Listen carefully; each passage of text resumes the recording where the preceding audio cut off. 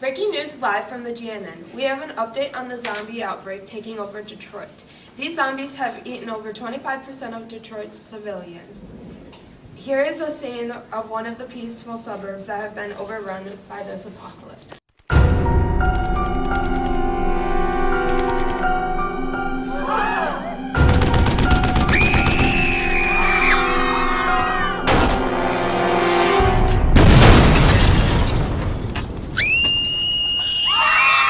However, physicists Dr. Bianca Brown and Dr. Shane Smith might have a solution to this epidemic.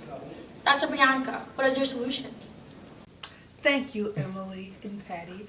Our solution is to take the science behind an atom and a nucleus and use that to create lasers and bombs to destroy these zombies that are taking over our city. Wow, how fascinating, Dr. Smith. Tell us more about the laser.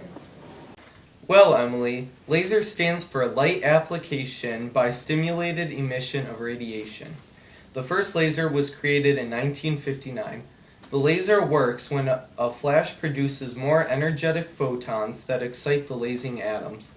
One atom goes to a lower energy state, which starts a chain reaction. The result is a pulse of light.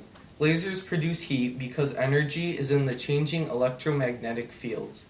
Through the changing of electromagnetic fields, these photons are being released when electrons switch from their ground state to excited state. This will help with the zombies because the temperature of the heat blast is high enough to melt through the brain. Laser testing in 3, 2, 1. Interesting. Is there any other information you can teach our viewers about the different models of the atom, Dr. Brown? Yes, now that you mention it, Patty, there are 3 models that we would love to discuss, which are the nuclear model, the Bohr model, and the quantum model. First, the nuclear model was created by scientist Ernest Rutherford, who adapted some ideas that he got from J.J. Johnson. So, what they were trying to do was discover the arrangement of an electron in an atom.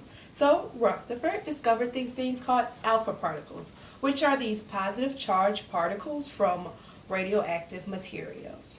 He took a screen coated with zinc sulfide, and so when these alpha particles hit, it would create a flash. So, this flash produced would help him find out his results. The results that he wished were that these positive flashes would all be concentrated in this center part of the atom, which is known as you should know, the nucleus. So, this would mean that the majority of the mass lies in the nucleus. So, the electrons would just be outside of the nucleus, floating around, doing as they please.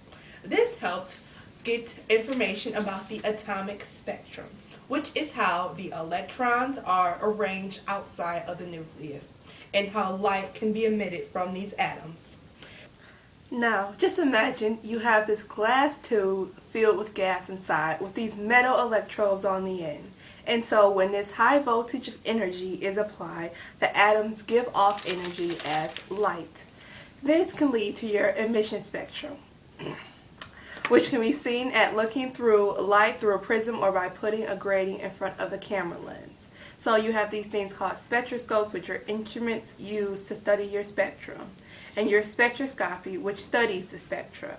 And your spectrum of gas is a series of lines of colors. That's why we chose this color thing for your laser beams.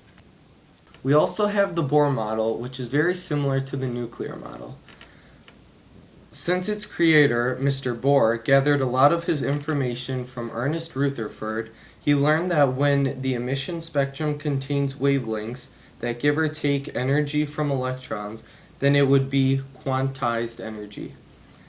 This means that they contain energy levels. So, the electrons would be going back and forth between their ground states to excited states with the right amount of energy. When they return to their ground state, photons of light are released. This newfound information was widely accepted by the science community.